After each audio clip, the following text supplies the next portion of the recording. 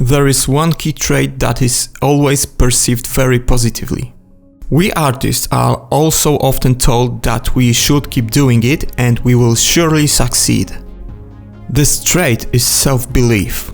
When we create, we want to be noticed and appreciated. That's why we keep learning and practicing. Time passes, and as it does, our skills grow. Sometimes more, sometimes less. Our level constantly rises. But apart from that, nothing happens. At most, a few people will say that what we are doing is cool. But in reality, our actions do not bring about a crucial change in our lives. Ultimately, there is some effect, but it is very slight. Does this mean we should keep believing in ourselves? Or should we become artistic atheists?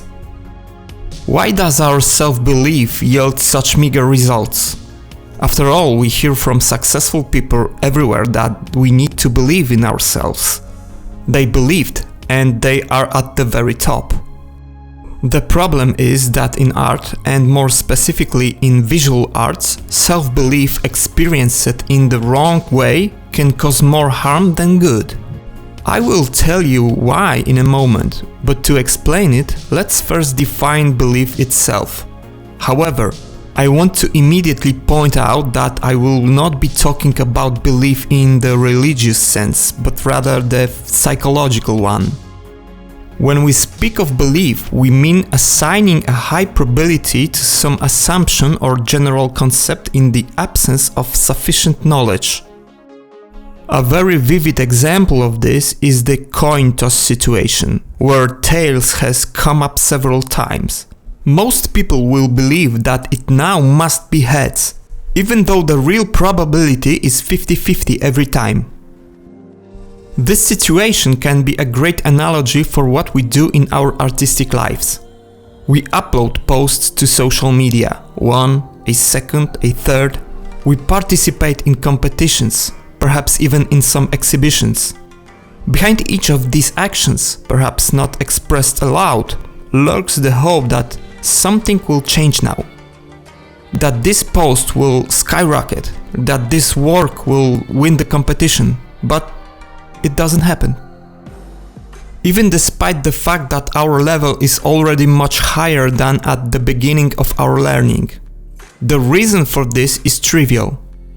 It's not that the whole world is against us and really wants to torment us despite our hard work and immense self-belief. It is us who have created a false notion in our minds that thanks to work and this strong belief we will surely succeed. A very important problem arises here. Many people begin to confuse self-belief with affirmation, which is the conscious repetition of some positive statement that, over time, influences thoughts, emotions, or behavior. The misconception arises that we deserve success because we try hard, and the truth is that the world and everyone around us don't care about our efforts. In real life, we don't get a medal just for participating. Understanding this is ultra crucial because art is primarily the impact of our creative actions on other people. It is they, our viewers and recipients, who determine whether we are artists and whether what we create is a work of art. Our affirmation and conviction of our own worth concerns them as much as nothing. Self-proclaimed artists are usually treated by others as eccentrics detached from reality, although this is a very diplomatic term. The main problem with a wrongly understood self-belief is the excessive focus on the first part of the phrase, which is in oneself. Approaching various areas of life in an identity-based manner can cause us many problems, which I will try to present now. My sculpture professor in the High School of Fine Arts had the following saying: "You are not an artist. You are an artist sometimes." I never fully understood it. The truth is also that I didn't really think about it at all. But today, years later, I'm beginning to understand its deeper meaning. When we say, I'm an artist, it suggests an identity, a kind of permanent title or profession. The problem is that this title does not guarantee that our creativity, if it's created at all, has any artistic value. An artist who only says they are an artist or act like one without proving it or doing it in a weak or incomprehensible way to the general public is treated as someone who is merely adopting a pose. In short, a poser. You are an artist sometimes when you are actually holding a brush or pencil, writing, sculpting, composing, and you do it authentically, engaging your sensitivity, observation, and vision. This requires active involvement, effort, and sometimes even courage, but most of all, humility. Humility toward the rest of the world and people. Understanding and being ready for the fact that what you do may not find the same recognition and approval that you experience while creating the work. After putting down the tool upon returning to everyday duties, this state of being an artist subsides. You become just a person again. The conviction of one's own infallibility and artistic megalomania leads to the creation of works that are understandable and satisfying only to the creator themselves. The artist does not feel the need to communicate with the viewer or to consider the reaction of the external world to their work. And these can have disastrous consequences for the creator themselves. Each of us strives to be someone and acquire a certain identity. One person can develop many such identities. For example, the identity of a father, a brother, an introverted or extroverted engineer. By participating in sports competitions, we have the identity of a competitor or a contender, but we want the identity of a winner or a champion. We can also have the identity of an artist, as in our case. However, if this identity is not supported by real skills, and not just imagined ones, then we have a big problem. Our environment does not give us feedback that we are creating something valuable or simply beautiful. A cognitive dissonance then appears, a state of tension and discomfort when deep convictions contradict the real state of affairs. Our affirming artists receive a negative message from viewers, which is completely inadequate to their self-image, or even worse, is ignored and no one pays attention to them. An internal conflict is created, the results of which may be either the attitude and identity of a rebel, a misunderstood genius who is ahead of his time and will be discovered much later, or the identity of a loser or failure is developed. Neither one or the other option is good. In this case, a wrongly understood self-belief can lead to an increasing conflict with the entire environment. But fortunately, this attitude can be changed in a very simple way. It is enough to stop believing in yourself. If any success coach heard this, they would probably get constipated because it sounds like some self-development heresy, but that's the truth. Life is not only about focusing on one's own person. Of course, as artists, we must have a developed ego, and this is also very important. That is why I want to propose you change the direction and object of your belief, rather than abandoning it altogether. Stop believing in yourself in an identity sense, but start believing in what you do. In my opinion, this is a very significant difference. Do not believe in yourself, but in your goal. I will now explain why this can be very important. To do this, I will ask you a question. If you are just learning to draw, what percentage are you an artist? 2, 10, 50, or maybe 100? Is it even possible to assess and measure this? Probably not. On the other hand, can you determine whether you are a beginner, advanced, or even an expert in drawing or painting? Maybe not exactly, but by comparing your works and achievements with others, you are more or less able to determine what stage of your learning you are at a given moment. Simply put, you can somewhat confront your idea of your current skills with what others are doing and, more importantly, with your level from the past. So what does this have to do with belief? Blindly believing only in yourself, you lose your orientation of exactly where you are. Believing in achieving a goal, you see how far you still are from it. You also know the direction you must follow. Your initial belief eventually turns into knowledge.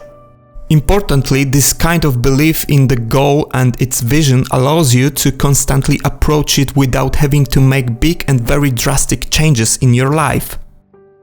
Paradoxically, art can also be learned, and it can also be done using the method of small steps. This is how it works. It's like learning to write. First, we learn to form crooked letters. Then we combine them into words. Then sentences and entire texts. A beautiful book can come out of this.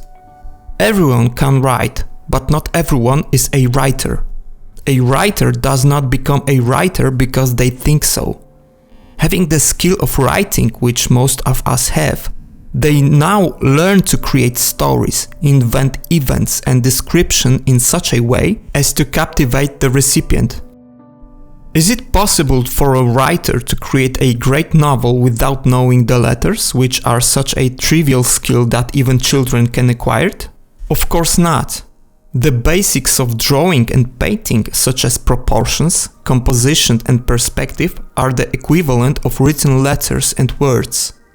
When learning them, you must be aware that you are only learning the tool and the method of creation, and not becoming an artist. Your belief must be directed towards the goal and not who you are supposed to become. Focus on what you want to achieve. Show people your progress, and only then will they begin to assign you a specific identity over time.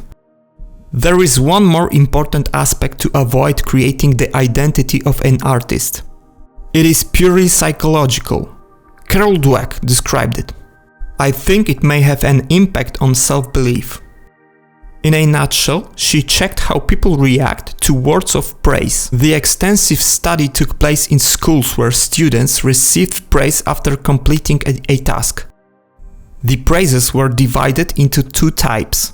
One was identity-based and looked like this. You are very intelligent. You are very smart and talented, and so on. In our case, such praise could sound like, you are a true artist. The second type of praise was based on general effort, engagement and work done.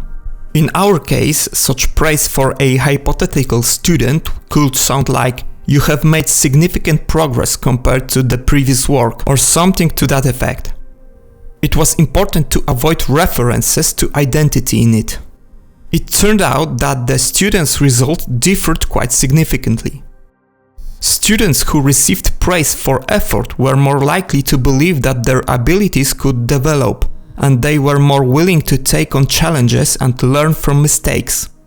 In the context of education, children who are told that success is the result of their hard work are more persistent and open to more difficult tasks.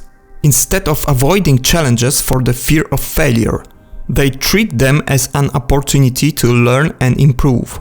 Children who had previously received praise for intelligence began to feel more pressure. When they encountered difficulties, they became discouraged more quickly. They were more likely to avoid taking on challenges because they were afraid they might lose the status of intelligent in the eyes of the others. The continuation of the experiment was also interesting, in which children were instructed to share their results from more difficult tasks with their peers. Of course, the children themselves did not know that they were being checked by the researchers at that moment. It turned out that those who received identity-based feedback were significantly more likely to lie and inflate their grades. Those in the effort-based praise group told the truth. What could this mean? Children who were instilled with the identity of a talented student wanted to defend it against others at all costs, even at the cost of lying. So let's consider now what connection this study has with blind self-belief. It is very closely related because affirmation and autosuggestion can be treated as a specific type of feedback for our mind. It is internal feedback, meaning it is created by ourselves. Simply put, if we convince ourselves that we want to be artists, or worse, that we already are, sooner or later we will start believing it. So how do you deal with the negative consequences of self-belief? Paradoxically, quite simply. When thinking about yourself, just avoid nouns that define identity. For example, I am a genius, I am an artist, I am a master, or in a negative context, I am a loser, a victim, and so on. Instead, define functions or activities that require achieving a goal. That is, I need to master proportions, solve a problem, learn perspective, and so on. This kind of thinking will allow you to avoid the trap of affirmation and help direct your mind to believing in striving for a goal and not become some character. Of course, I realize that despite its simplicity, it is not easy, because maintaining discipline is difficult, and perhaps the hardest thing is to maintain discipline of thinking. But if you manage to do this to some extent, the approach to whether you are succeeding in learning and drawing may cease to be a source of stress and frustration and will become a reason for joy and pride because of the successes achieved. And if you like this video, give me a like and subscribe to my channel if you haven't already. See you next time. Bye.